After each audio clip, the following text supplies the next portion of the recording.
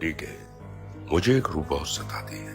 बहुत से नाम नहाद पादरी कहते हैं कि अवली से बड़ा कौन हिस्ट्री जानने वाला है। अहमक है वो। अगर कोई तारीख नहीं जानता वो अपने आप को नहीं जानता और खुदा कदूस को नहीं जानता। इंसान का जिस्म 5 चीजों से बना है: हवा, मिट्टी, आग, पानी और आसमान। 5 यहोवा खुदा का अदद है जिसे इब्रानी में हे बोलते हैं, यानी हय्या यानी जिंदगी। इसीलिए रूहों का इल्म जानना बहुत जरूरी है।